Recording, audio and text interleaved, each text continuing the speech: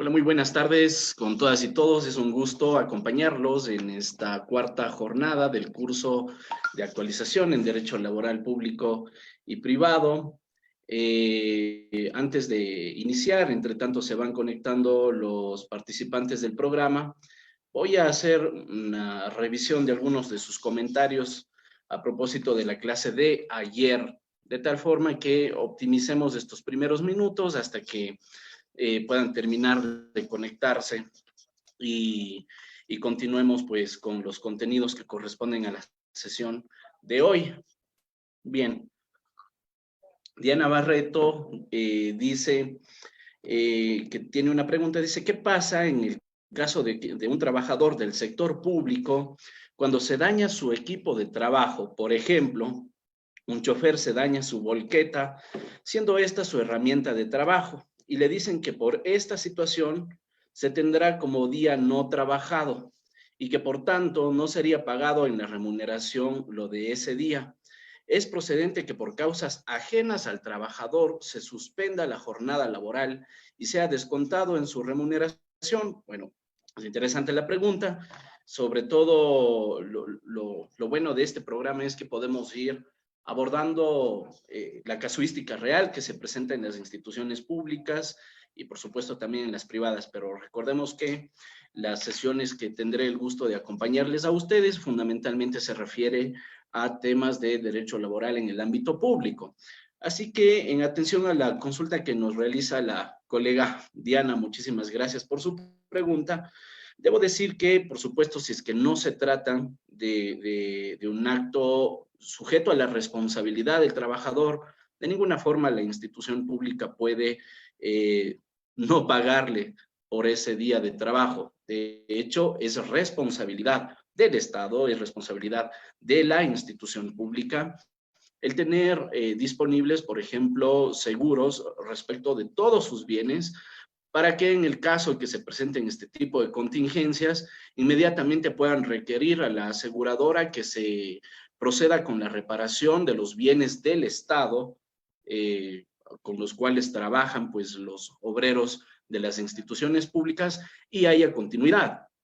Insisto en este tema, se trata de un asunto no atribuible a la responsabilidad del trabajador, entonces necesariamente tiene que respetarse pues todo, absolutamente todos sus derechos, inclusive si es que fuera de responsabilidad del trabajador, también debería de pagársele su remuneración. Luego, en el caso de que hay un proceso investigativo interno en que se determine que en efecto él tuvo la responsabilidad, él causó el daño, en fin, entonces luego podrían pedirle el pago de las primas del seguro que llevaron a cubrir la reparación del bien, pero de ninguna forma se pueden atentar contra los derechos laborales fundamentales como es, entre otros, la remuneración. Bien, continuemos. Dice Rodrigo Rivera, nos dice, y qué interesante porque ahí también hay una respuesta. Dice, los contratos ocasionales por más de 2 años a un funcionario público le genera derecho de estabilidad laboral, pese a que la ley prescribe que ese tipo de contratos no generan estabilidad alguna. Ese es lo hace a modo de pregunta y Luis Castro, por lo visto, le responde, no genera estabilidad porque la ley es clara. Bien. Sobre ese tema, ayer decíamos que el artículo 58 de la Ley Orgánica de Servicio Público establece, en primer lugar, el carácter excepcional que tienen los contratos de servicios ocasionales. Esa excepcionalidad implica que tenga que existir un informe debidamente justificado por parte de la Unidad de Recursos Humanos, que se encuentre aprobado por la máxima autoridad de la institución, que existan los suficientes recursos, disponibilidad presupuestaria, certificaciones, y que esa contratación no rebase del 20% del total del personal de la institución pública. Decíamos que no entra dentro de ese 20% excepcional las mujeres embarazadas en periodo de lactancia y también las personas con discapacidad. Hacíamos una referencia cuáles son los derechos que tienen las mujeres embarazadas, pero especialmente decíamos que inclusive las personas con discapacidad tienen un grado mayor de protección, inclusive que las mismas mujeres embarazadas o en periodo de lactancia, porque su cesación de funciones, su separación de la institución, de acuerdo con la doctrina, podría obedecer a categorías sospechosas, es decir, se presumiría en principio que se está separando a esa persona del cargo en razón de su condición de discapacidad. Por lo tanto, tienen una estabilidad laboral reforzada, mucho mayor que el de las mujeres embarazadas, y también decíamos que esta estabilidad laboral reforzada se vería dada también en favor de las personas que tienen bajo su cuidado a una persona con discapacidad. Luego decíamos que el mismo artículo 58 establece que esta excepcionalidad de la contratación de los servicios ocasionales se pierde en la medida que, habiéndose cumplido el periodo de contratación, que es máximo 1 año, renovable por 1 año más, pero si es que se continúa contratando para ese mismo cargo, ojo, nos referimos al cargo y no a la persona que ocupe ese cargo, entonces implica que la institución está frente a una necesidad de carácter permanente y ya no frente a una necesidad de carácter excepcional. Entonces, si es que se pierde ese carácter permanente del contrato ocasional, entonces se ha generado una necesidad y consecuentemente tiene que convocarse al respectivo concurso de oposición y méritos para que el cargo sea ocupado por parte de una persona que finalmente pues resulte ganadora de ese concurso, ¿verdad? Entonces, ¿otorga estabilidad, otorga derecho a la estabilidad a la persona que ocupa ese cargo? No, no le otorga el derecho, pero sí podría reclamarse por parte de esa persona que ocupa un mismo cargo durante varios años por contratos ocasionales, que se le entregue el nombramiento provisional toda vez que se ha generado una necesidad permanente en la institución, de acuerdo con lo que establece alguno de los incisos de este artículo 58 de la LOCEP. Entonces, es potencialmente, se puede potencialmente reclamar un derecho a una suerte de estabilidad porque se ha generado una necesidad permanente por parte de la institución y de hecho la misma LOCEP establece que la unidad de recursos humanos es la responsable de programar los respectivos concursos de oposición y méritos tendientes a la convocatoria al concurso de oposición y méritos. ¿Ok? Bien.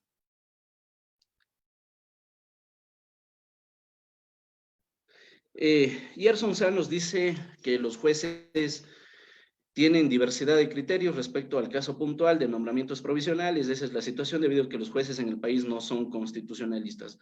Bueno, claro, se entiende en teoría que todos los jueces son jueces constitucionales, bueno, en la práctica también, en virtud de que todos pueden conocer acciones de carácter constitucional y por lo tanto ese abanico amplio de garantías que tenemos en el país, digamos, está al alcance de la gente en la medida que podemos acudir ante cualquier juez ordinario para que nos atiendan nuestras peticiones de orden constitucional.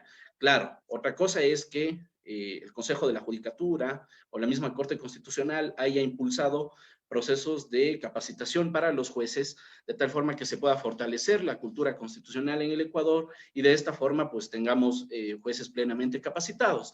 Sin embargo, el caso al que hacía referencia ayer, en lo fundamental, tenía por objeto dejarles a ustedes la inquietud de señalar que a pesar de la diversidad de criterios que hay por parte de los jueces que han resuelto diversas acciones de protección tendientes a la reclamación de estabilidad laboral para las personas que tienen nombramiento provisional, la Corte Constitucional, en vista de esta variedad de casos que se presentaron en el país, en los cuales unos jueces conceden, otros jueces no lo hacen, finalmente decidió unificar esta gran cantidad de procesos, ¿verdad? En ejercicio de su competencia de selección para luego pasar el caso a revisión y consecuentemente la Corte pues tendrá la última palabra, sacará una sentencia de revisión que tiene el carácter vinculante y bueno, ya será la Corte la que tenga la última palabra sobre qué es lo que sucede en los casos de aquellas personas que tienen nombramientos provisionales y eventualmente son separados de sus cargos sin que se haya ocupado ese nombramiento por parte de un ganador de un concurso de oposición y méritos. Entonces debemos estar atentos a lo que nos pueda decir la Corte Constitucional en estos casos. Bien.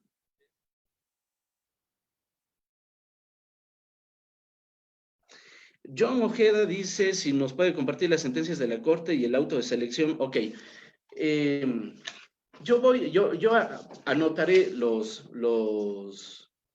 temas que vamos tratando para poderlos cargar en la carpeta donde están los materiales de este curso, de tal forma que ustedes puedan acceder y puedan revisarlos. Ese va a ser mi compromiso. Ok, permítanme a ver si es que encuentro otra.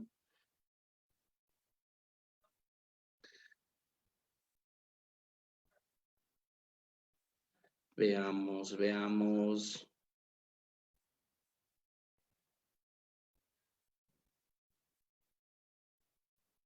Dice el servidor público, Javier Vilaseca, nos dice el servidor público que hizo carrera administrativa puede retomar al cargo cuando cumple su sentencia.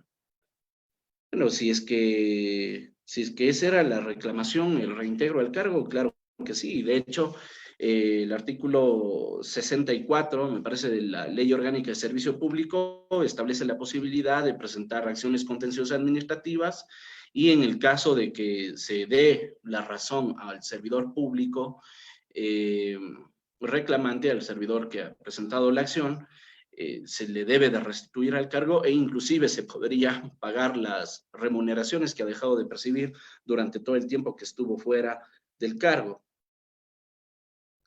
Ok, veamos. Alguien dice que, Manolo Otero nos dice que cuando se convoca a un concurso de oposición y méritos, estos puestos ya tienen nombre y apellido. Está muy bien decirlo y de hecho creo que hay que ser frontales con estos temas. Bien, bueno, en este momento no encuentro, justo ayer cuando terminaba la ponencia, alguien preguntaba si es que es necesario proponer la acción de protección de manera inmediata eh, cuando se ha vulnerado los derechos de los servidores públicos para que pueda proceder. Sobre el tema debemos decir que la acción de protección no tiene el carácter, digamos, no necesariamente para que sea procedente, debe de interponerse de forma inmediata. El criterio de inmediatez, de alguna forma ya lo resuelto la Corte Constitucional, y también lo voy a anotar para encontrar la sentencia y compartirles. Y de plano, recientemente la Corte también sacó una sentencia en donde señalaba que la acción de protección se puede proponer en cualquier momento. No es una acción que prescribe. El hecho de permitir que una acción constitucional prescriba, en el fondo, implica que los derechos puedan vulnerarse ad infinitum y por lo tanto en cualquier momento, pues, digamos, quedaría convalidada semejante vulneración.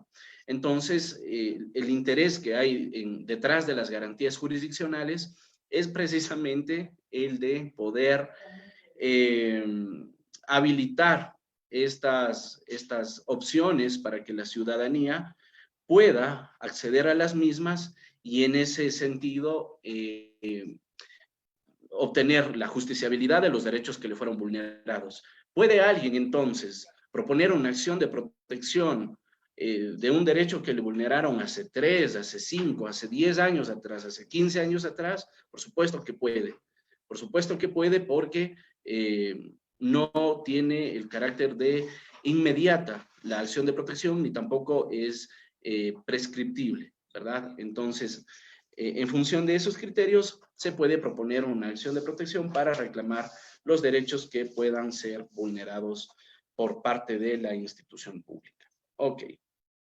Ahora bien, como veo que ya están conectadas a un grupo bastante importante de personas, voy a abordar los tópicos de hoy, que son principalmente el sumario administrativo y luego el asunto de la cesación de funciones, compra de renuncias con indemnización, en fin. Entendida que la compra de renuncias es una de las formas de cesación de funciones. Bien, sabemos que en la administración pública es posible que los servidores del Estado incurran en determinadas faltas administrativas que por supuesto pueden sancionarse en sede administrativa, pero que también podrían ser sujetas de conocimiento en sede jurisdiccional para efectos de que se cumpla con la responsabilidad administrativa, civil y penal que tienen los servidores. El día de ayer ya decíamos que la Constitución establece una serie de disposiciones tendientes a determinar que el servidor público no está liberado de responsabilidades en el ejercicio de la función pública. Entonces, en ese contexto, todos, absolutamente todos los servidores públicos son responsables por sus actuaciones en el marco del ejercicio de una potestad estatal. De hecho, muchísimo se habla en el ámbito público de la famosa acción de repetición. De hecho, se habla de la acción de repetición como una suerte de amenaza frente a las personas que están por cometer o por tomar determinada decisión. Justamente porque en el ámbito del ejercicio de las responsabilidades, el Estado eventualmente tiene que indemnizar a las personas que se ven afectadas por las acciones de la administración pública, y cuando eso sucede, la administración pública que indemniza a la persona afectada, luego debe de hacer un proceso investigativo y llevarlo también a sede judicial a la persona, al funcionario público responsable de esa afectación, siempre y cuando se haya provocado por dolo o culpa grave, para que pues responda en ejercicio de una acción de repetición. Esa acción de repetición tiene por objeto que el Estado, que el funcionario que causó el daño entregue al Estado los recursos que debió erogar tendientes a pues indemnizar a la persona que resultó afectada. Entonces, potencialmente todas las decisiones que ustedes puedan tomar en el ámbito del ejercicio de la potestad estatal pueden, por supuesto, y de plano tienen que responder por esas decisiones, pero si es que causaron un daño a las personas y se determinó que ese daño causado se produjo por una actuación de carácter dolosa o por culpa grave, necesariamente pues el Estado deberá de iniciar una acción de repetición. Y bueno, ya hablaremos en otra clase de esta famosa acción de repetición.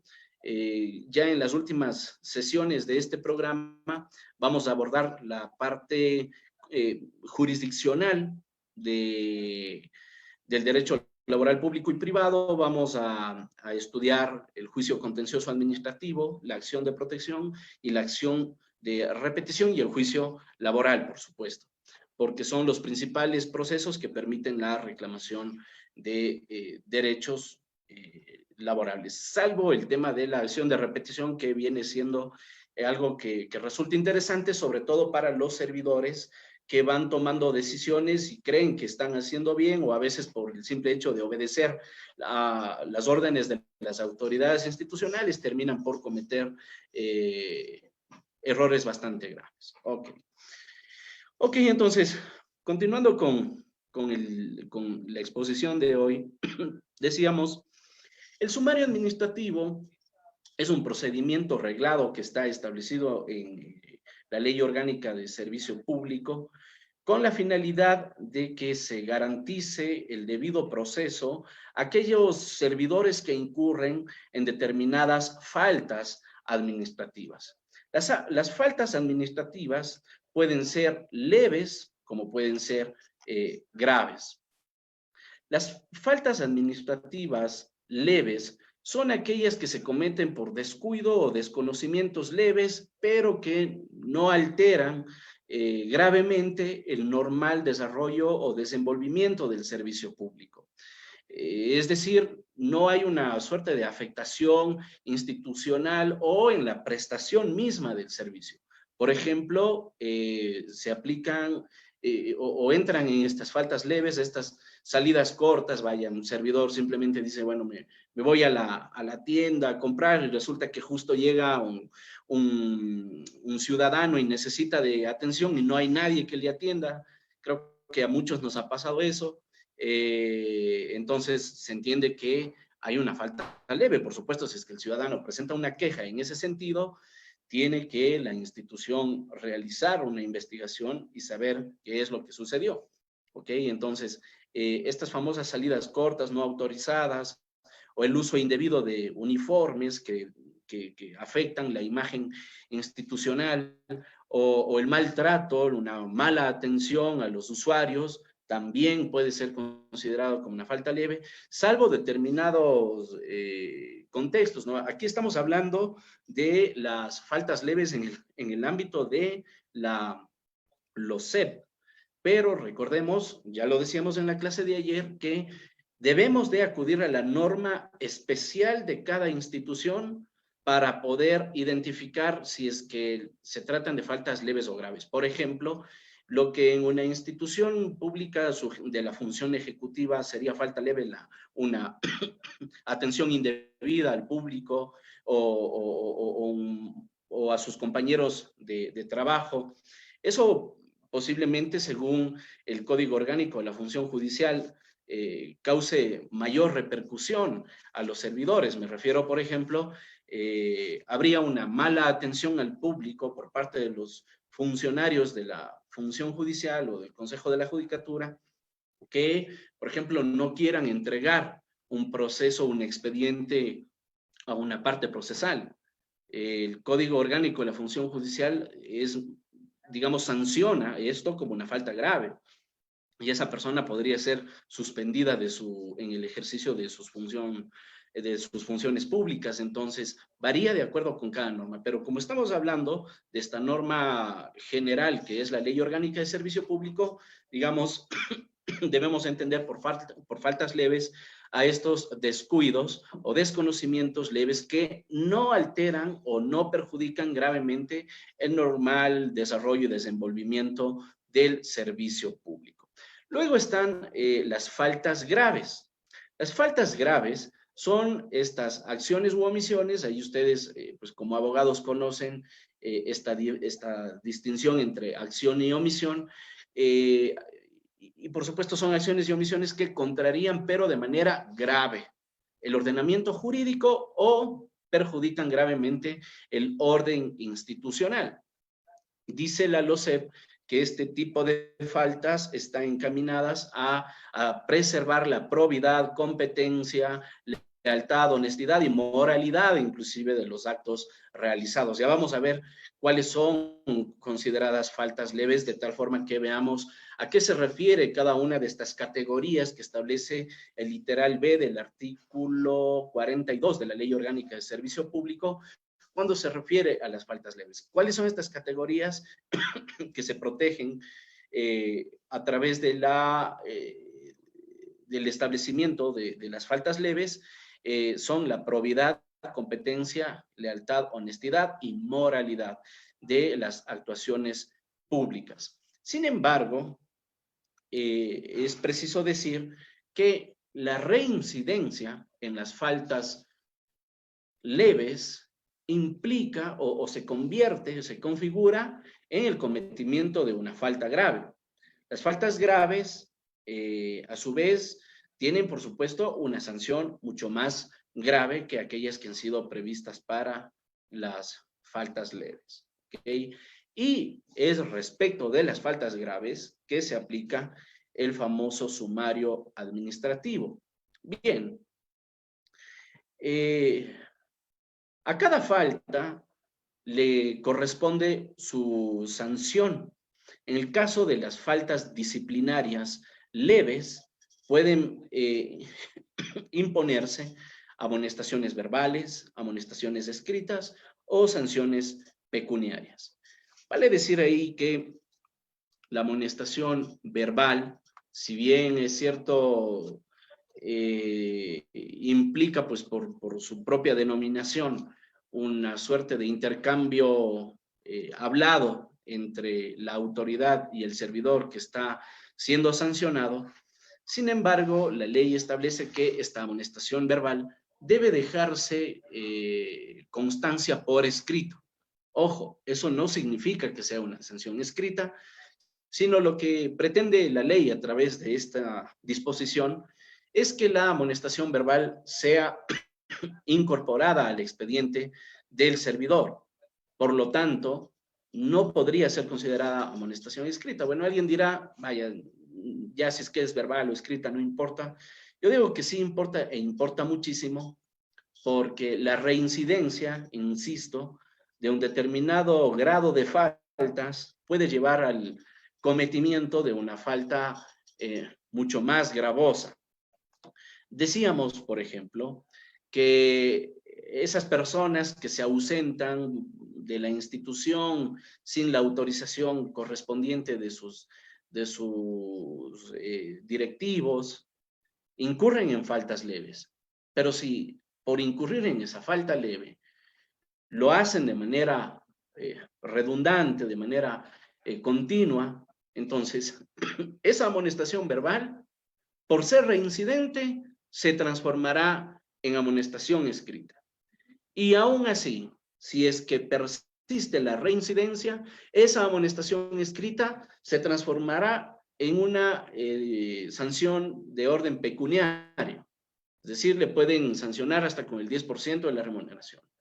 Y si subsiste, si es que subsiste la reincidencia dentro del mismo ejercicio fiscal, entonces vendrá una sanción más grave, como la suspensión o inclusive la destitución. Entonces, debe de tenerse en cuenta que no se debe de tomar a la ligera el asunto del cometimiento de faltas.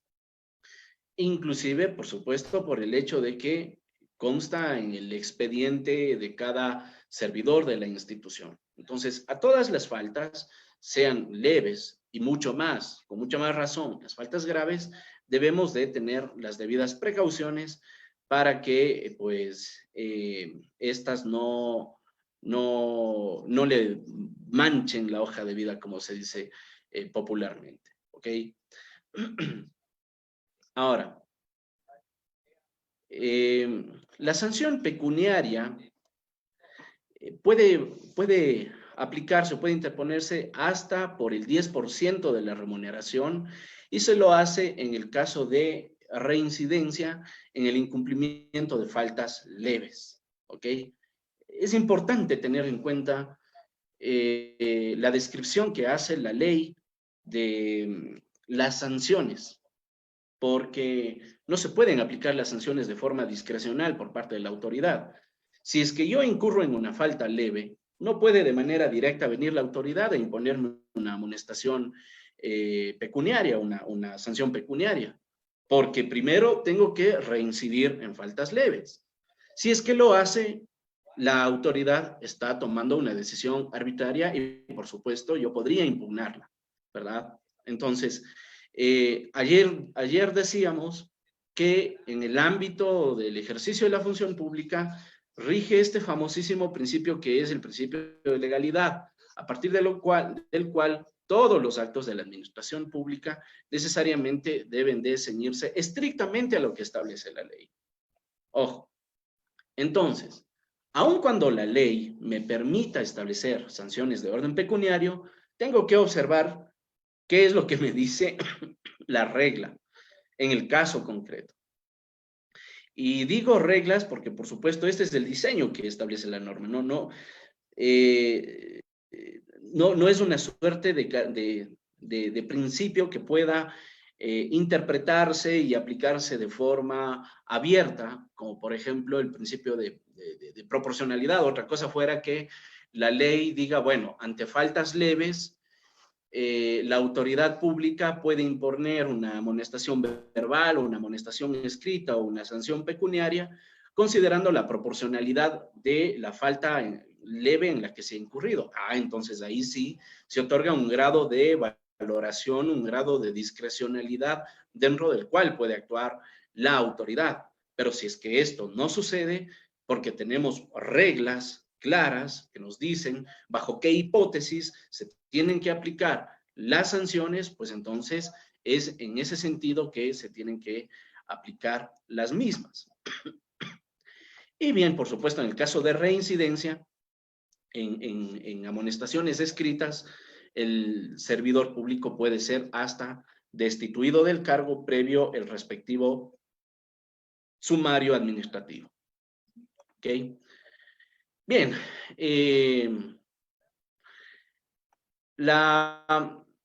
Luego de este tipo de sanciones,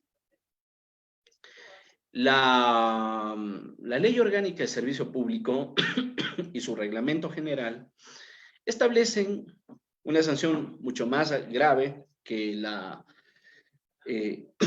amonestación de carácter pecuniario, y es la suspensión sin goce de remuneración, suspensión en el ejercicio de las funciones.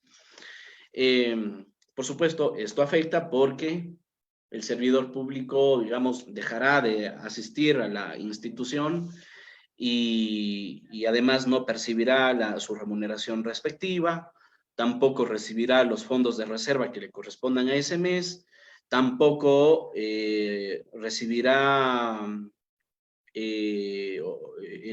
otros beneficios. Por ejemplo, ese plazo en el que está suspendido no se contabiliza para efectos de vacaciones.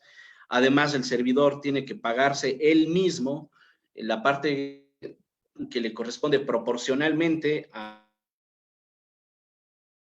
Instituto Ecuatoriano de Seguridad Social. Entonces, hay una serie de cuestiones que terminan afectándose por la suspensión sin goce de remuneración, sin dejar de lado, por supuesto, el hecho de que constituye un antecedente en virtud del cual, en el caso de reincidencia, la consecuencia será una sanción con destitución del cargo y por lo tanto esa persona deberá definitivamente salir de la administración pública por reincidir en faltas que puedan ser sancionadas con suspensión. ¿Ok? Entonces, esta suspensión sin goce de remuneración tiene una temporalidad que no va más allá de los 30 días, ¿ok? Y esos 30 días, digamos, se aplican siempre y cuando las faltas graves en las que incurrió el servidor no sean susceptibles de sanción con destitución. Ahora, allí la Ley Orgánica del Servicio Público es un poco confusa porque en su momento, en el artículo 42, señala que las faltas graves se pueden sancionar con suspensión o con destitución. ¿Ok? Nos dice que las faltas graves están contenidas en el artículo 48 de la LOCEP. Y el artículo 48 de la LOCEP establece de manera directa cuáles son las causas de destitución. De tal forma que parecería que aplica de manera directa para, digamos, todas las personas que incurren en este tipo de faltas deberían de ser destituidas. Sin embargo, insisto, el artículo 42 dice que las faltas graves pueden ser sancionadas con suspensión o con destitución, pero el artículo 48, al establecer, por decirlo de otra forma, al tipificar las faltas, solamente dice que son sancionadas con destitución. Entonces, por ahí se debe de tener en cuenta que el reglamento general de la Ley Orgánica de Servicio Público establece que se aplica o se sanciona con suspensión aquellas faltas a los deberes del servidor público que están establecidas en el artículo 22 de la LOCEP o cuando incurre en las prohibiciones señaladas en el artículo 24. Entonces, allí ya nos da luces el reglamento porque, claro, ya podemos decir, bueno, ya sabemos en qué contextos determinadas faltas se pueden sancionar con suspensión y en qué contextos es aplicable la destitución. Bien, luego, el artículo 48 de la LOCEP señala que son causas de destitución. En primer lugar, la incapacidad probada en el desempeño de funciones del servidor. Por supuesto, esta incapacidad no viene a ser una simple, digamos, valoración que puedan tener las autoridades de la institución. Tienen que fundamentarse en criterios objetivos para saber que esa persona no puede desempeñar sus funciones. ¿Cómo se hace eso? A partir de una evaluación del desempeño, en primer lugar, y también, en segundo lugar, a partir de informes, tanto del jefe inmediato del servidor como de la unidad de talento humano. Obviamente, el jefe inmediato debe de referirse a las competencias propias de la unidad en la que desempeña las funciones del servidor. Es decir, debe de fundar los criterios objetivos de falta de conocimiento, ¿sí? En tanto que la unidad de recursos humanos debe de considerar otras cuestiones, como la situación social, ¿verdad? Para eso es que hay trabajadores sociales en la institución, y la situación psicológica del servidor, de tal forma que estos tres elementos, la evaluación del desempeño, el informe del jefe de la unidad y el informe de la unidad de recursos humanos puedan sustentar la causal de incapacidad probada para el desempeño del cargo. No es que simplemente una autoridad de la institución le encargó determinada función al servidor y no la cumplió o la cumplió mal y entonces ya se le tiene que destituir. Eso no funciona así. Entonces, para eso existen, insisto una vez más, las reglas que nos permiten ir dilucidando cuáles son los caminos que se tienen que seguir. Ok. Luego está el abandono injustificado del trabajo por 3 o más días laborables consecutivos. Ahí está la clave. Esos 3 días tienen que ser consecutivos. En algún momento, cuando trabajaba en el Ministerio de Educación, llegó una autoridad de una institución educativa para decirme que ya tenía configurada la causal de abandono injustificado del trabajo, porque tenía un docente, tenía un profesor entre su personal, que llegaba un día, llegaba a las 10 de la mañana, otro día llegaba pues a las 11 de la mañana, es decir, trabajaba los horarios que a él se le antojaba. Entonces, la rectora decidió apuntar cuántas horas de trabajo se había ausentado. Y sumadas todas esas horas, ya había excedido los 3 días, es decir, sumada todas esas horas, llevaban como 45 días ese docente sin trabajar. Y decía, bueno, aquí está la prueba de que hay abandono injustificado del trabajo por más de 3 días. Entonces, eso no funciona así, porque hay otra causal que se refiere a el hecho de ausentarse del trabajo o trabajar por menos tiempo, y por lo tanto, cada hecho genera su propia consecuencia. Aquí la norma se refiere a un solo hecho, y es el abandono, ojo, injustificado por 3 o más días laborables consecutivos. Eso quiere decir entonces que las personas que eventualmente incurran en esta ausencia que no se presenten a su trabajo por 3 o más días, pueden justificar las razones por las que no llegaron. Dígase, pueden haber, algún familiar puede haber fallecido, pudieron haber tenido un accidente, en fin, de tal forma que su ausencia no solamente que se justifique, sino que además sea legal, porque hay una serie de permisos que habilita la ley de servicio público para que la gente se pueda ausentar. Por ejemplo, en casos de calamidad, si es que se muere un familiar, a usted la ley le da 3 días para que pueda ausentarse de su trabajo. La ley también le da 3 días en el caso de aquellas personas que deciden contraer matrimonio, como que fuera calamidad de casarse. Pero bueno, eso es lo que establece la ley. Ok.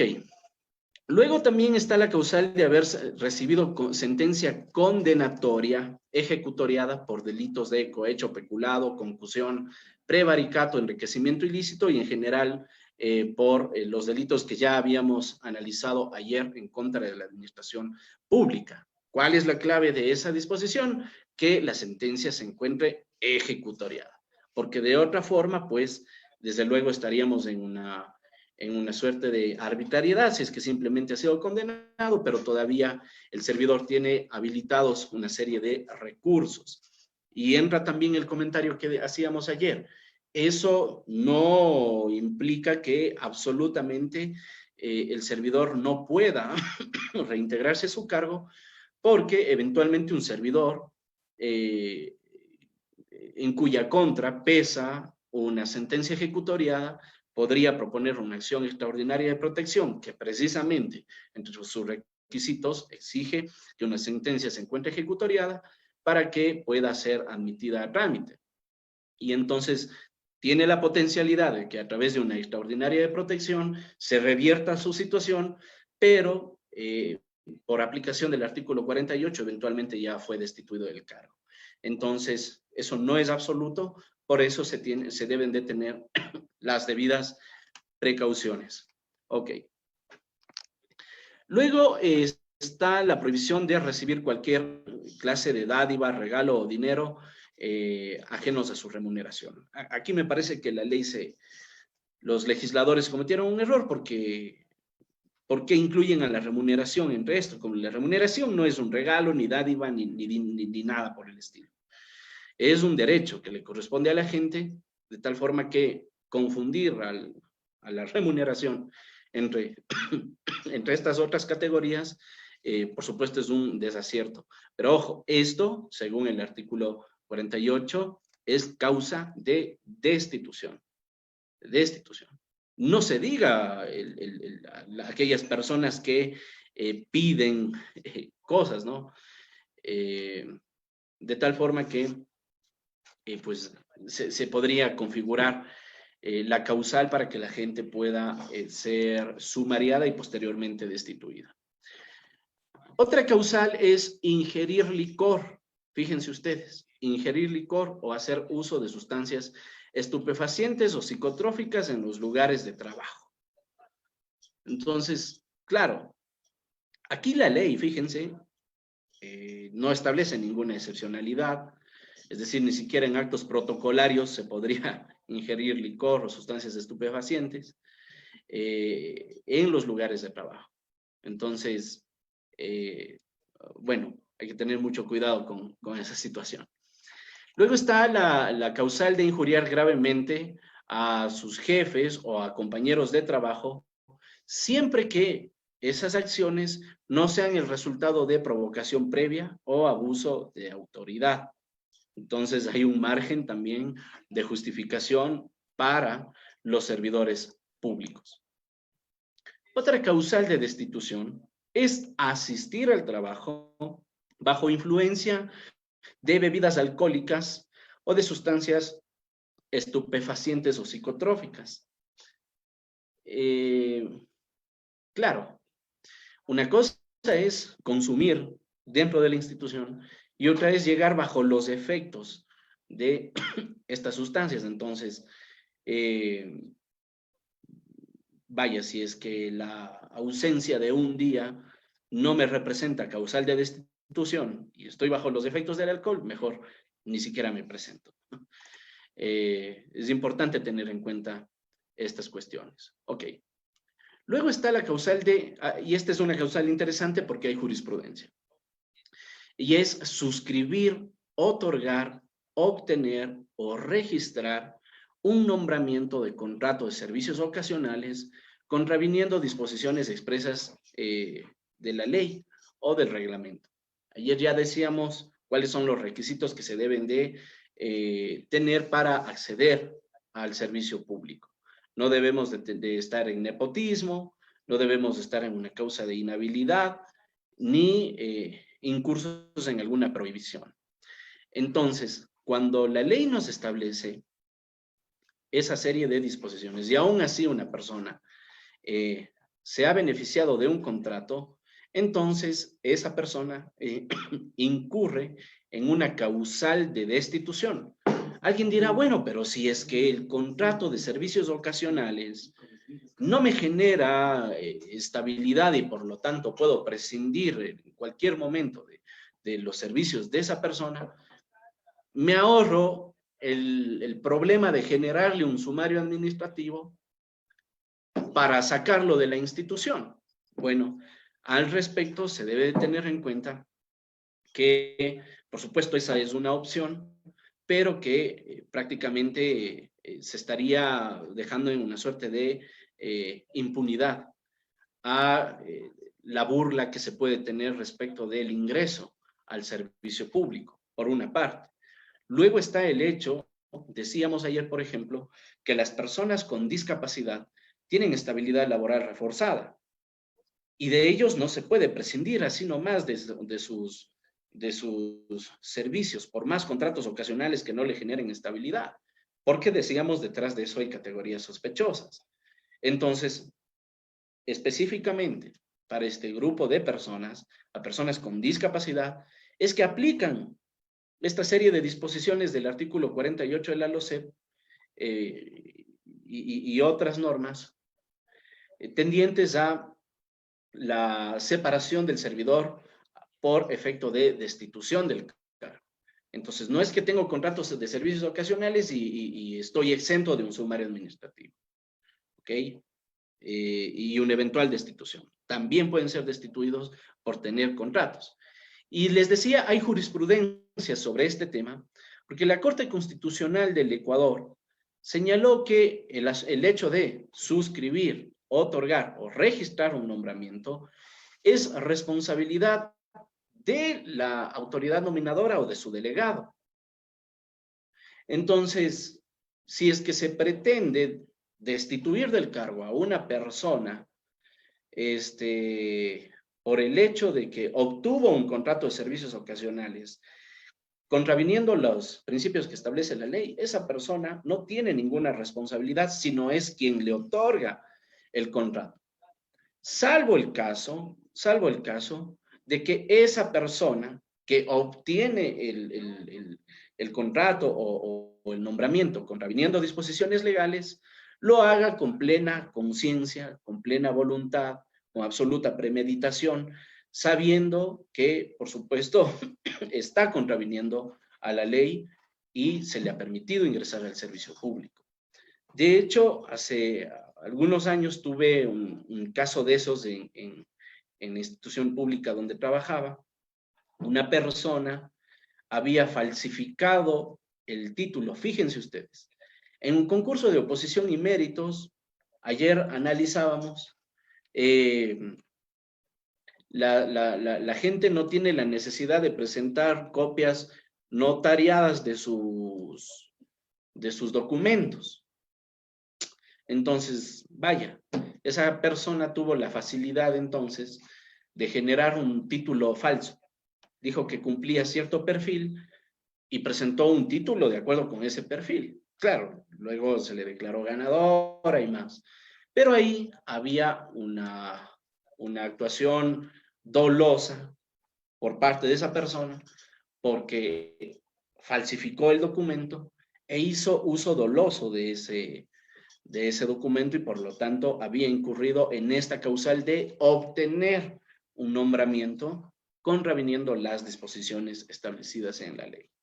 Pues, por supuesto, luego del sumario fue destituida y más. Y no solamente eso, sino que también se propuso la denuncia de orden penal porque había falsificado el documento. Ok. Luego, está el incumplir los deberes dispuestos en el literal F, ojo, literal F del artículo 22 de la ley o quebrantar las prohibiciones establecidas en el literal 24 de la misma. Ahí entra en contradicción lo que decíamos hace un momento de la suspensión sin remuneración. Entonces yo creo que en el ámbito de la aplicación del artículo 22 de la LOCEP y del artículo 24 de la LOCEP, la persona que sustancia el sumario administrativo tiene un grado de discrecionalidad. Solamente cuando las causales invocadas estén establecidas en esos artículos, porque la ley lo permite. Por una parte me dice, usted le puede sancionar con suspensión, pero luego en otra disposición me dice son causales de destitución. Pero como son coincidentes, entonces tenemos un margen de discrecionalidad. Y por supuesto, se tiene que observar la quinta regla del artículo 76 de la Constitución que establece el principio de proporcionalidad. ¿Okay? Luego está incurrir en actos de acoso, abuso sexual, trata, discriminación, violencia de género o de cualquier otra índole entre servidores públicos. Por supuesto, esto tiene que ser debidamente comprobado.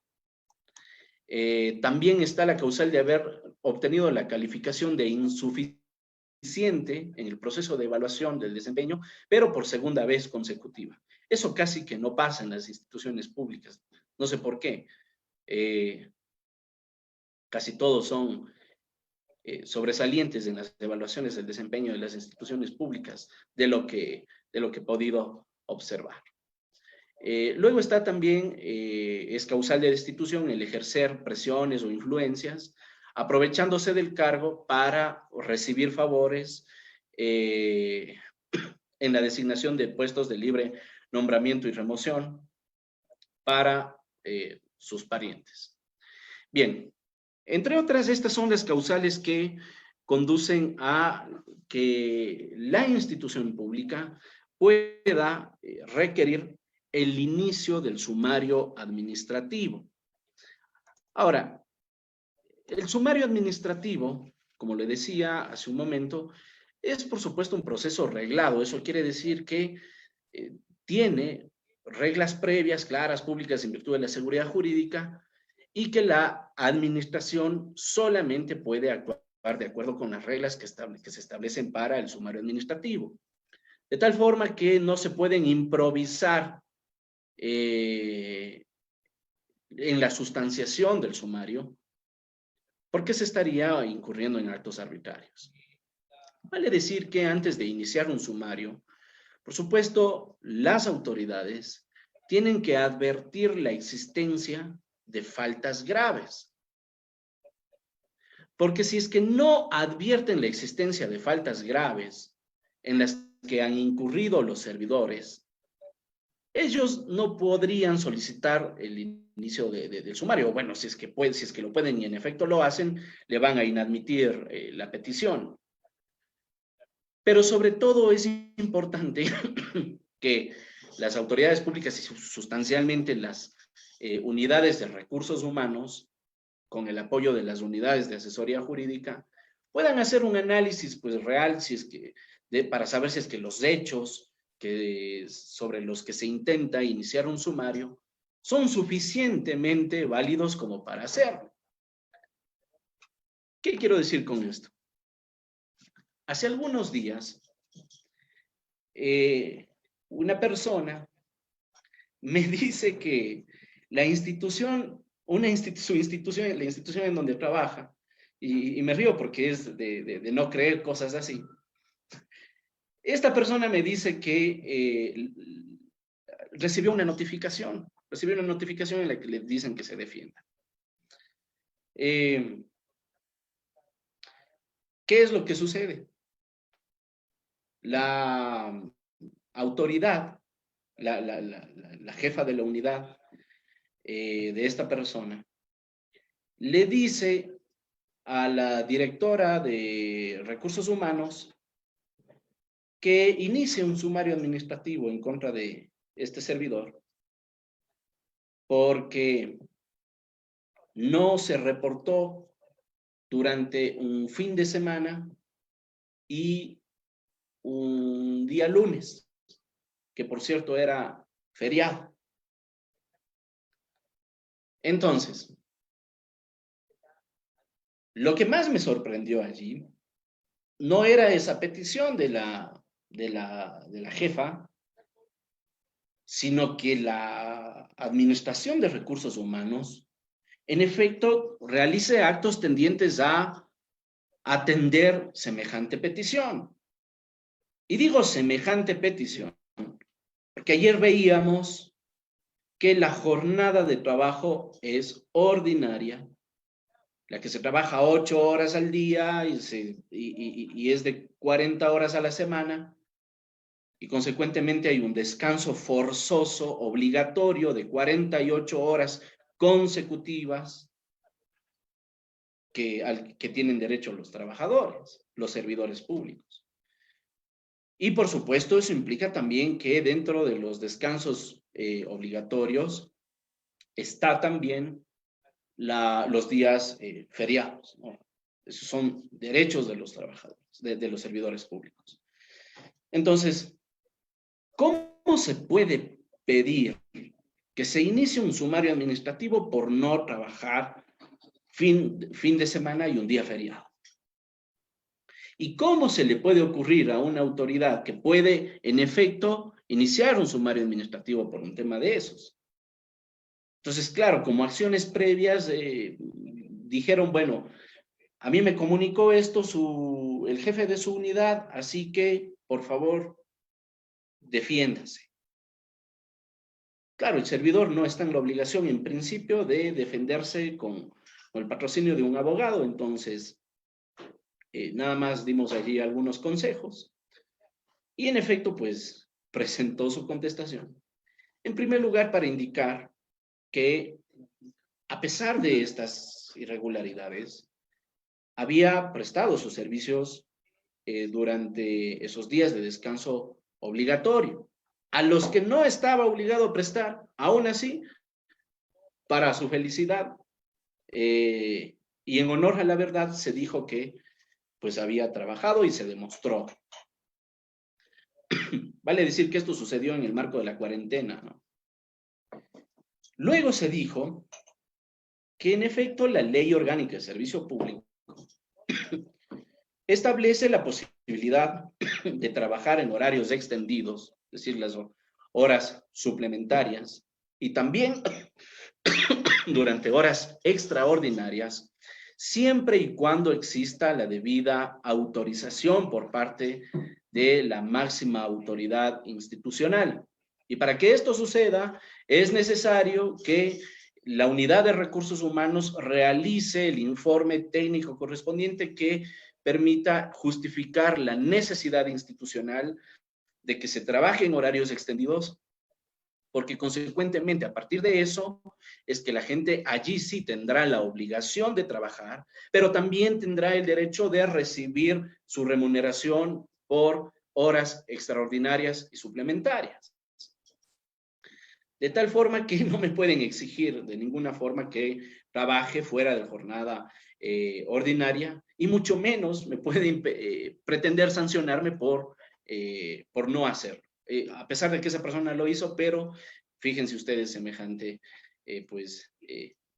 situación.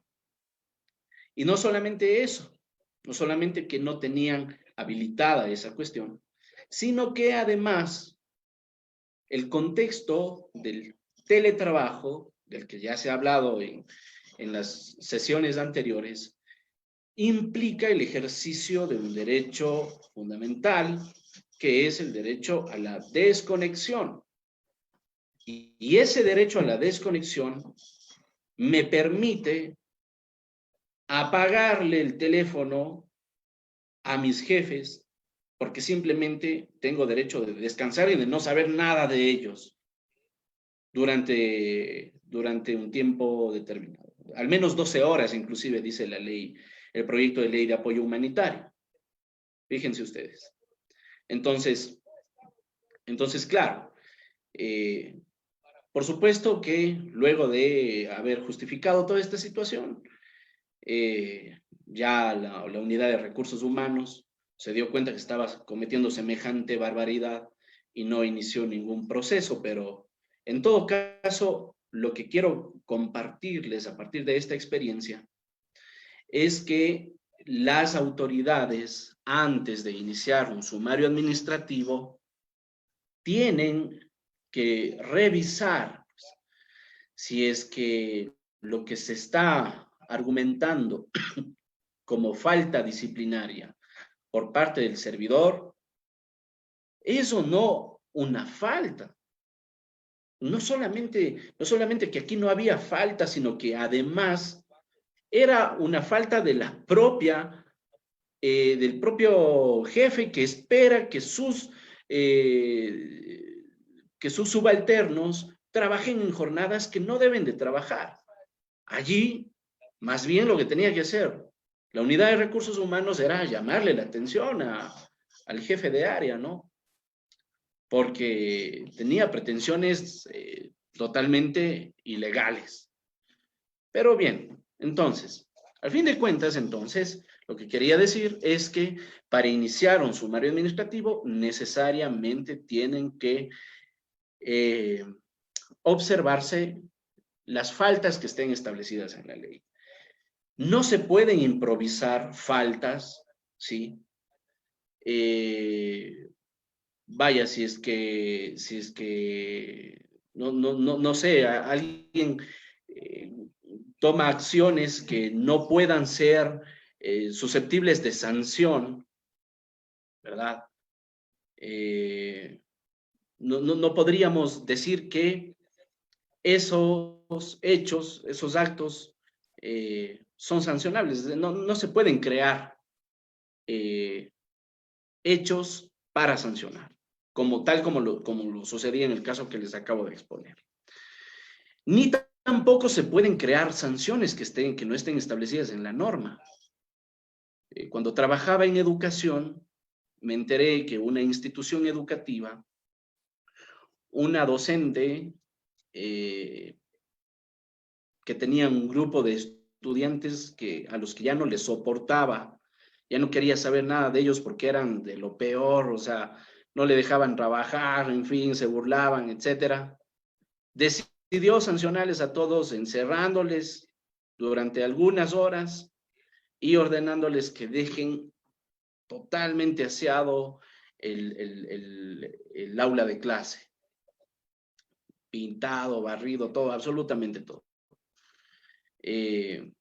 Cuando en el ámbito educativo, si los estudiantes incurren en faltas disciplinarias, también tienen su propio procedimiento administrativo y también tienen sus propias sanciones.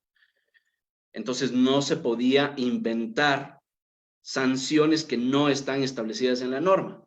Por más que pueda entenderse que son sanciones de orden correctivo, etcétera, lo que sea, jurídicamente eso no es así.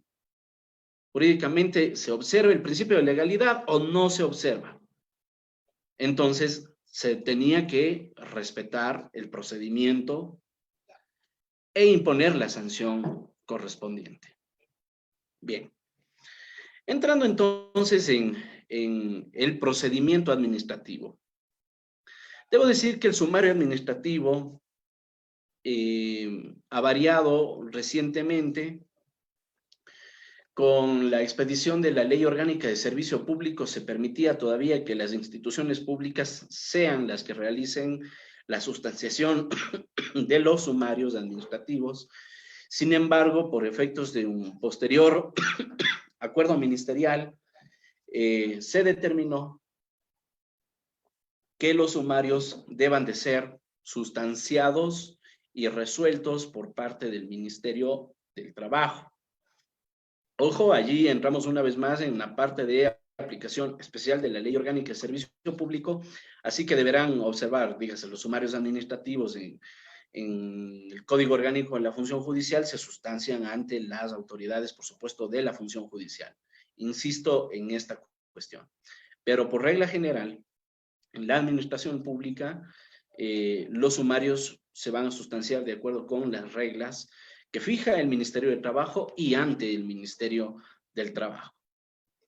El objetivo de la norma del Ministerio del Trabajo es regular el procedimiento administrativo, oral y motivado que implica el sumario administrativo. Lo que llama la atención de este acuerdo es el carácter de oralidad. Pretenden que el procedimiento administrativo sea lo más parecido al procedimiento jurisdiccional, que lo sustanciamos de acuerdo con el Código Orgánico General de Procesos, y entonces establece una serie de disposiciones que se parecen bastante a lo que es la demanda, la contestación y la sustanciación misma de un proceso de carácter jurisdiccional. Veamos. En primer lugar, el ámbito de aplicación es para todas las instituciones públicas establecidas en el artículo 3 de la Ley Orgánica de Servicio Público. Eso implica que absolutamente todas las instituciones del Estado potencialmente pueden aplicar esta norma. Luego, establece una serie de principios de orden procesal que por el carácter mismo de este evento no vamos a hacer referencia, porque, como lo decía, en lo principal interesan a las personas que interesa sobre todo un programa de derecho procesal. Pero, por supuesto, por citar brevemente, está el principio de contradicción, inmediación, el principio dispositivo, el principio de celeridad, de economía procesal, en fin, estas cuestiones que, como lo decía, se aplican también en materia jurisdiccional. Luego, el ámbito de la responsabilidad que pretende regular este acuerdo ministerial es la responsabilidad administrativa de los servidores públicos, sin perjuicio, por supuesto, de las responsabilidades civiles o penales a las que haya lugar. Ya decíamos, en el caso de las personas que otorguen un nombramiento inobservando las prohibiciones que establece la ley, tienen responsabilidad administrativa porque podrían ser destituidas del cargo. Pero también tienen responsabilidad civil porque tendrán que devolver o pagar de alguna forma esas remuneraciones indebidamente pagadas que recibió esa persona que se benefició de tal acto. Luego, se señala que la potestad disciplinaria le corresponde exclusivamente al Ministerio del Trabajo.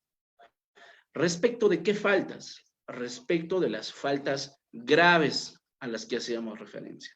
Es decir, aquellas que perjudican gravemente el orden institucional. ¿Ok? Consecuentemente, las únicas sanciones que puede imponer el Ministerio del Trabajo son las sanciones relacionadas con la suspensión o la destitución del cargo. No puede poner otras sanciones. Inclusive no podría decir, bueno, me parece que no es muy grave esto y en virtud del principio de proporcionalidad le ponemos simplemente una sanción pecuniaria. No puede, porque sus competencias son de orden público y esas competencias de orden público hacen que necesariamente impongan las sanciones que expresamente les permite la ley. ¿Ok? ¿Quiénes son los que pueden proponer el inicio de un sumario administrativo? Dos entes.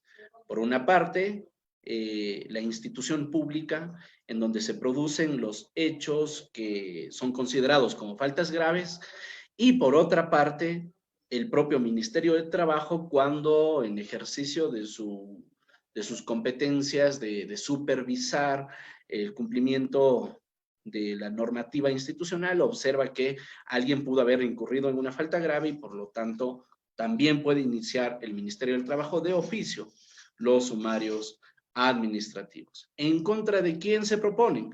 Esto es interesante. Uno, por supuesto, en contra de los servidores públicos que están en ejercicio de la función pública. Luego, en contra de los servidores públicos a pesar de que, habiendo ellos sido notificados con el inicio del sumario administrativo, presenten su renuncia. Sucede mucho que de pronto un servidor, observa que las pruebas están dadas de tal forma que no tiene cómo librarse del sumario, y entonces lo que hace es presentar su renuncia. A pesar de la renuncia, el sumario continúa. ¿Cómo va a variar? Alguien puede decir, bueno, pero si es que ya renunció, ¿ya en qué le afecta? Le afecta en la medida de la forma de cesación de sus funciones. Porque el artículo 47 de la LOCEP establece diversas causas de cesación de funciones. La primera causa es la renuncia voluntaria formalmente presentada. La última causa es la destitución del cargo, si es que no estoy mal en la enumeración, pero bueno, puede ser la última o alguna de esas. Es la destitución del cargo.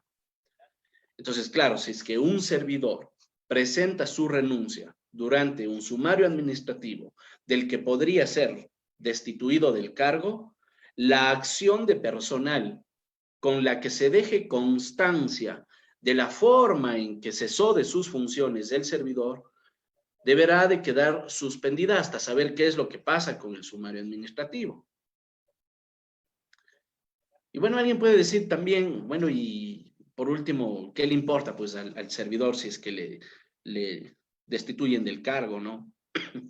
Si es que luego se vuelve un emprendedor o alguna cosa así. Bueno, el asunto es que con la destitución, el servidor destituido no puede regresar a la función pública, al menos por 2 años, y de manera definitiva a la misma institución de la que fue destituido de su puesto. Entonces, allí la relevancia. Y también esta norma agrega una nueva categoría que antes no existía, y es la renuncia de los servidores, en contra de los servidores públicos que inclusive hayan renunciado antes del sumario administrativo, es decir, antes de que les notifiquen, ¿verdad? Siempre y cuando la acción para iniciar el sumario administrativo no haya caducado. Entonces, alguien puede pensar que, bueno, hizo algo malo, no se dieron cuenta, mejor renuncia antes que algo le pase y se va. Resulta que después la institución se entera de la situación y le puede iniciar un sumario administrativo siempre que esté dentro del tiempo suficiente para iniciar. ¿Cuál es ese tiempo? El tiempo de 60 días, es un tiempo total de 90 días, porque Recursos Humanos puede tener 60 días para conocer el hecho y tiene 30 días más para proponer el inicio del sumario. Ok.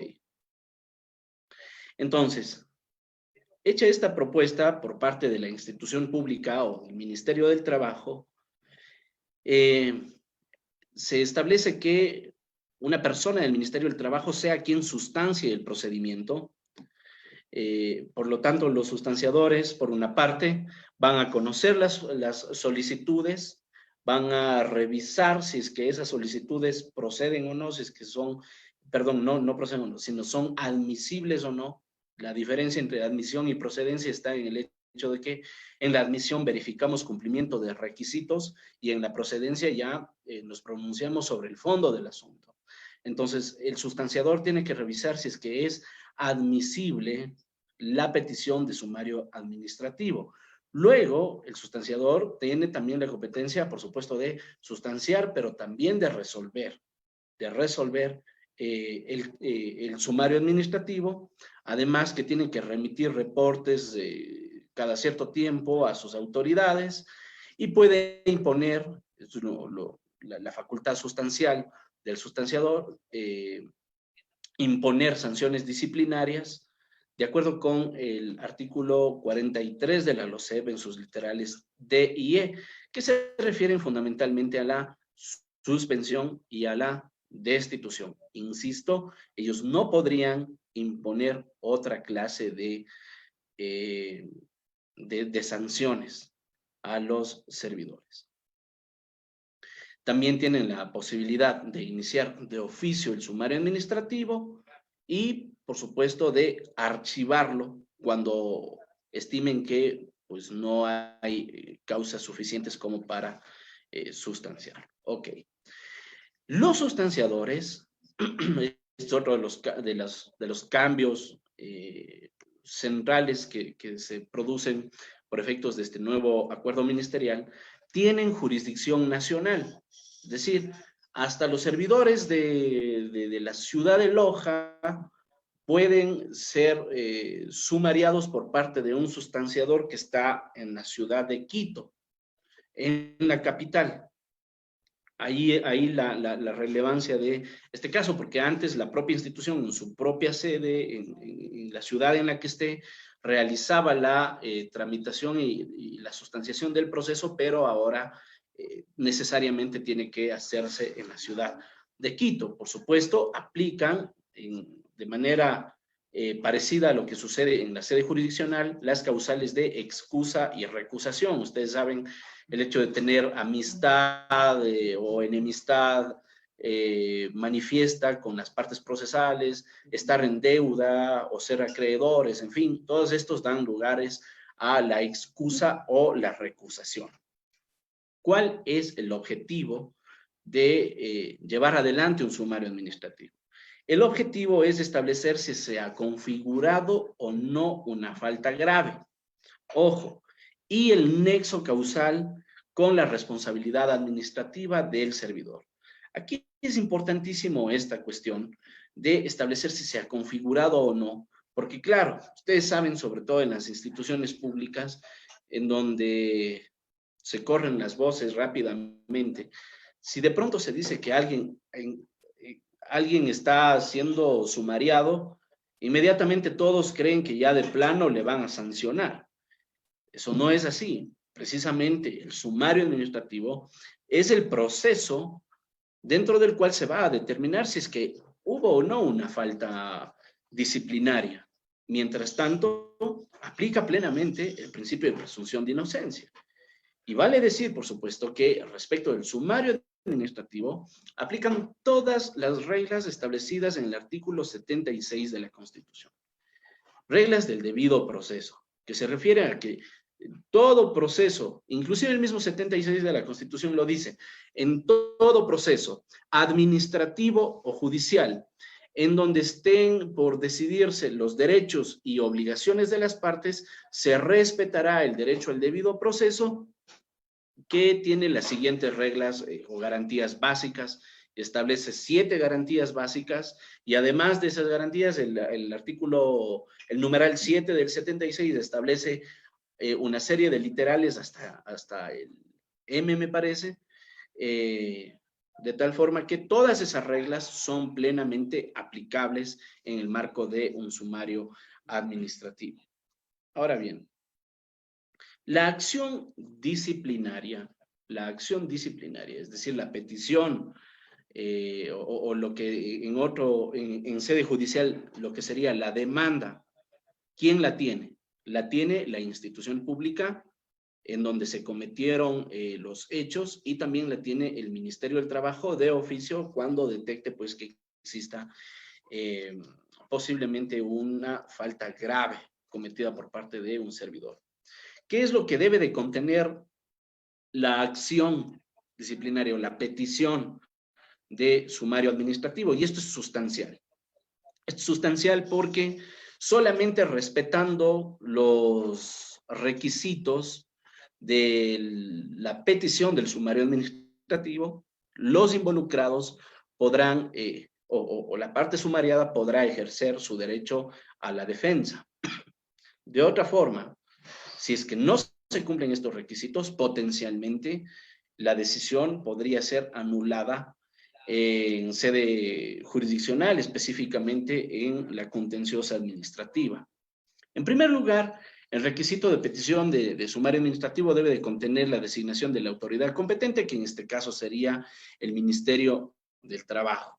Luego, señalar la denominación de la institución en donde se produjeron los hechos, concretamente con la designación del representante legal de esa institución. No solamente vale con señalar los nombres y apellidos, sino que además tiene que acreditarse quién es el representante legal, bajo qué nombramiento, bajo qué acto es que llegó a ser, a detentar esa calidad dentro de la institución. Luego se tiene que identificar al servidor sumariado. Eso implica que se identifique no solamente con sus nombres y apellidos, sino que además se señale cuál es el cargo que desempeña, en qué unidad desempeña su cargo, y por supuesto señalar que se trata de la persona cuya responsabilidad administrativa podría estar, digamos, en tela de duda, o se encuentra en efecto en tela de duda por una presunta falta grave. Es importante allí señalar que el uso del lenguaje que puedan tenerse en las peticiones de sumario administrativo es fundamental. Es fundamental el uso del lenguaje porque el hecho de tratar al servidor como el presunto infractor, etcétera, garantiza el debido proceso. Recordemos que el artículo 76 de la Constitución, en su numeral 3, cuando se refiere al principio de presunción de inocencia, dice que se presumirá la inocencia de toda persona y será tratada como tal. Cuando dice será tratada como tal, por supuesto se refiere al hecho de que no me digan, no me traten de una forma, inclusive en el lenguaje de las peticiones, que pueda entenderse que yo soy de forma directa el responsable. ¿Se entiende? Porque de esa forma se estaría afectando el principio de presunción de inocencia y consecuentemente habría una violación al debido proceso. Parecería una exageración el simplemente referirnos al lenguaje. Alguien puede decir, bueno, no tienen los conocimientos técnicos jurídicos suficientes en las instituciones como para que se refieran y utilicen apropiadamente el lenguaje jurídico. Sin embargo, fíjense ustedes, la misma Corte Nacional de Justicia, en un caso específico, señaló que un policía, al haber dado un parte policial describiendo los hechos y al haber señalado que X persona fue quien cometió el delito, la Corte dijo, vean, allí usted está vulnerando el derecho y el principio de la presunción de inocencia de esa persona, porque usted no puede afirmar que él, en efecto, incurrió en ese acto, ¿sí? Y por supuesto, vale recordar también que la ley se presume conocida por todos y por lo tanto todos estamos en la obligación de utilizar el lenguaje apropiado, inclusive en los términos jurídicos adecuados, para que no existan esta suerte de afectaciones de orden procesal que por supuesto podrían también comprometer los resultados del proceso. Bien, también es necesario que en esta petición se señalen los hechos que dieron lugar al sumario administrativo y la presunta falta grave, tiene que ser una falta grave, así como la correspondiente sanción. Allí es importante destacar una cuestión. Mucha gente, he visto muchísimos sumarios, casi en todos los sumarios administrativos, se cita a diestra y siniestra las normas jurídicas como que fuera gratis, ¿no? Lo que quiero decir es que no hay un ejercicio racional del uso de las normas jurídicas que se invocan en las peticiones de sumarios administrativos. Pues invocan, vaya, hasta el carácter democrático del Estado, la supremacía constitucional, un poco de cosas que no tienen nada que ver con el caso específico. Cuando lo que se tiene que hacer es señalar cuáles son los hechos y cuáles son las normas aplicables a esos hechos específicos. Es decir, si es que esos hechos constituyen una falta grave, solamente tengo que decir cuál es esa falta grave, ojo, porque entre otras cosas, en estas peticiones se incluyen hechos que constituyen faltas leves, se citan de plano los artículos sobre las faltas leves y las sanciones aplicables a las faltas leves, como que el Ministerio del Trabajo tuviera competencia para conocer faltas leves. Esto no es así. Al Ministerio del Trabajo solo tenemos que ver los hechos y las normas que tengan relación con las faltas graves, nada más. Todo lo demás no sirve. Y de hecho el Ministerio del Trabajo tiene que descartar todo eso para considerarlos en su auto de llamamiento a sumario administrativo. No puede considerar todo lo que le dice la institución pública, sino que tiene que depurar aquellos artículos que no son procedentes, digamos, aquellas cuestiones que sean consideradas como faltas leves, simplemente las tiene que descartar. Y de hecho, si es que tiene solamente cuestiones que puedan enmarcarse en faltas leves, hasta lo tiene que desechar. Lo tiene que archivar y tiene que mandar el caso a la misma institución pública para que actúe en el ejercicio de sus competencias. Las instituciones públicas sí pueden imponer sanciones verbales, sanciones escritas y amonestaciones de carácter pecuniario. Entonces, eso es lo que tiene que hacer el inspector. Luego, es importante que en la petición conste también el informe técnico de la unidad de administración de talento humano. También los fundamentos de derecho que justifican la solicitud, que básicamente sería citar el acuerdo ministerial. Señalar también el domicilio, tanto electrónico como físico de la institución, así como el lugar en donde se ha de citar a el sumariado. Allí la norma establece que es posible que se pueda también citar a través de la prensa o por medios de comunicación. Por supuesto, eso operará respecto de aquellos servidores que ya hayan presentado su renuncia o en aquellas causales que tengan que ver con el abandono injustificado del cargo, porque en el resto de casos se entiende que el servidor está en la misma institución y por lo tanto va a ser notificado en la misma institución. Debe además de señalar la hoja de vida del servidor y debe de consignar la firma de la autoridad competente.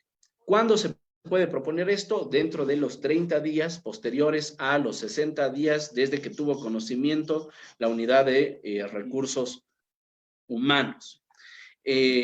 Presentada la solicitud, viene un término de 5 días para que se sortee en el Ministerio del Trabajo quién va a ser el sustanciador.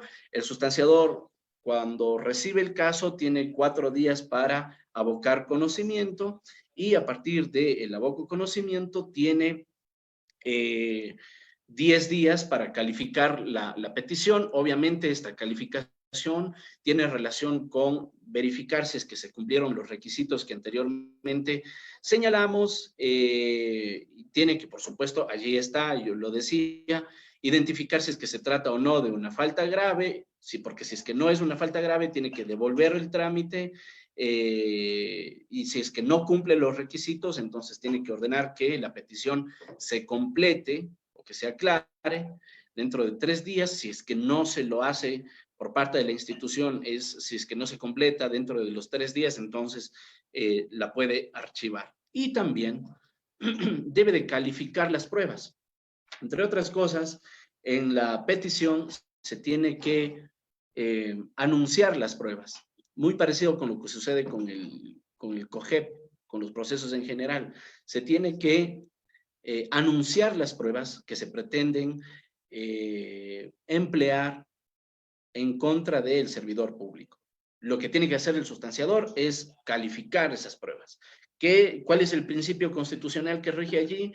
El establecido en el artículo 76, numeral 4 de la Constitución, que se refiere a que las pruebas obtenidas o actuadas con violación a la Constitución serán nulas y carecerán de eficacia jurídica. Entonces, eso es lo que tiene que precautelar el sustanciador.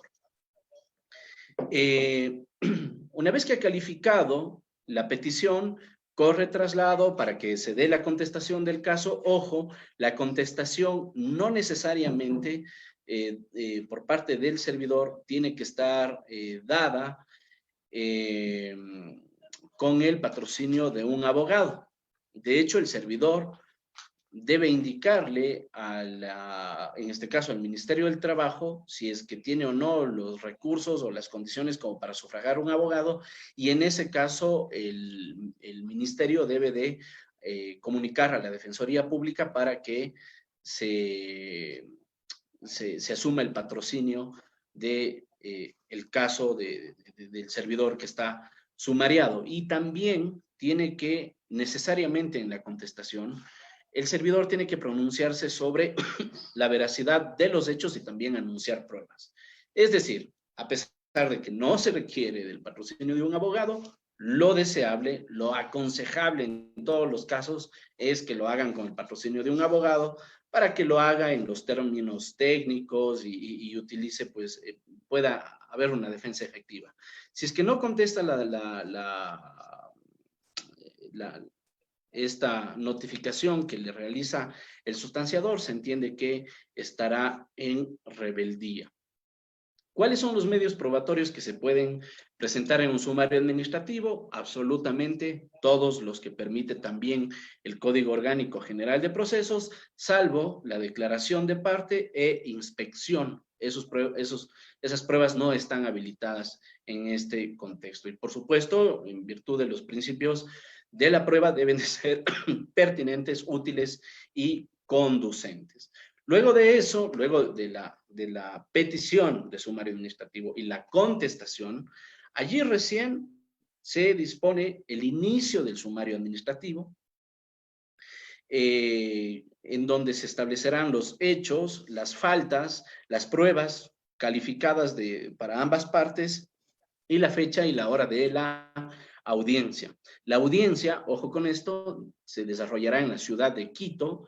Me parece que ahí la ley exagera un poco en detalles, dice que la audiencia será en la ciudad de Quito, en el edificio ubicado en la avenida X y X, en el cuarto piso del edificio. Vaya, pues, no hace falta que la norma entre en semejantes detalles, pero así lo establece.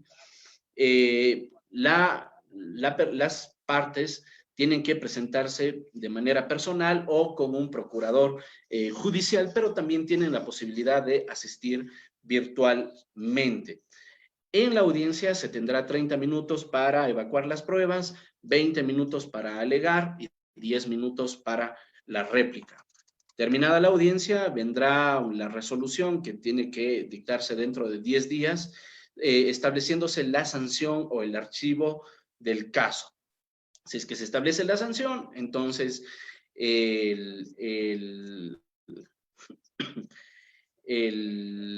la institución deberá de registrar a través de acción de personal dentro de 3 días, si es que, digamos, lo que corresponda, ¿no? Si es que es suspensión o destitución del cargo. El Ministerio del Trabajo tiene 90 días para resolver el sumario administrativo.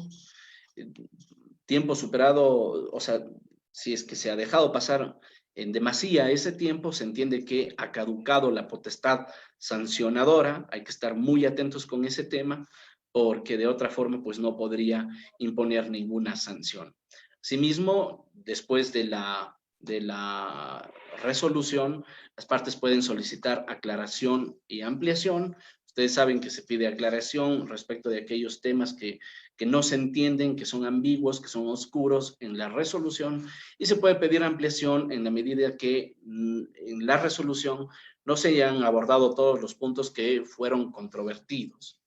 Y finalmente, la persona que ha estado involucrada en el sumario administrativo, pero también la institución pública, tienen habilitada la acción contenciosa administrativa, que la pueden proponer en donde se produjo el acto, es decir, la resolución, o en donde produjo sus efectos. Ya decíamos que este caso, los sumarios se sustancian en Quito, porque hay jurisdicción nacional, pero es posible que esa resolución produzca efectos respecto de alguien que está en la ciudad de Cuenca y por lo tanto esa destitución opere en Cuenca y por lo tanto puedo proponer la acción contenciosa administrativa en la ciudad de Cuenca porque allí es en donde se producen los efectos. Pero también la puedo proponer en Quito porque es en donde se originó el acto. Y ojo, algo interesante en este acuerdo ministerial es que la acción, no solamente, la acción contenciosa administrativa no solamente la puede proponer el servidor que se ve perjudicado con la resolución, sino que también la institución pública. Vale decir algo que ayer también destacábamos, y es el hecho de que si un servidor es destituido de su cargo y luego propone una acción contenciosa administrativa, su partida no debe de ser cerrada, tiene que conservarse. Y hay la posibilidad, la institución pública tiene la posibilidad de otorgar un nombramiento provisional a cualquier persona o a alguien de la misma institución hasta que se resuelva la situación jurídica de quien propuso la acción contenciosa administrativa. ¿Ok? Ahora bien, para ir agotando los temas, decíamos que vamos también a abordar el asunto de la compra de renuncias con indemnización y otras formas de terminación o de cesación de funciones, las principales formas de cesación de funciones.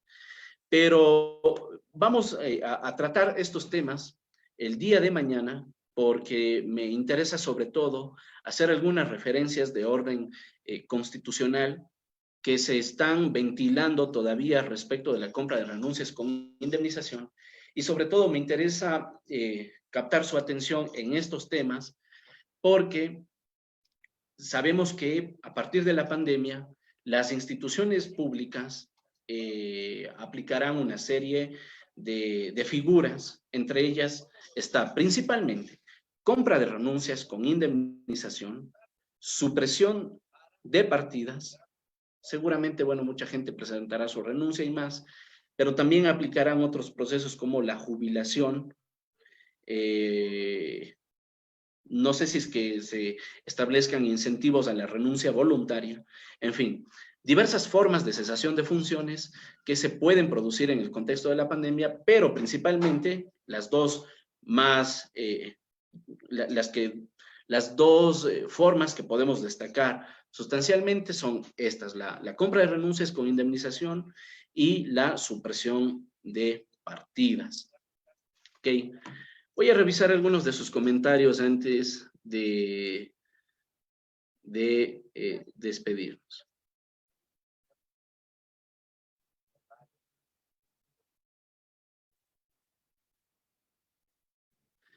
Dice, a ver, Enrique Vaca dice, si la evaluación de desempeño lo realiza el jefe inmediato superior, en este caso hablo de un centro de salud, ¿es legal que el jefe distrital lo quiera realizar para perjudicar a los médicos que trabajan en dicha unidad operativa? Bueno, de ninguna manera va a ser legal ninguna actuación que tenga por objeto perjudicar.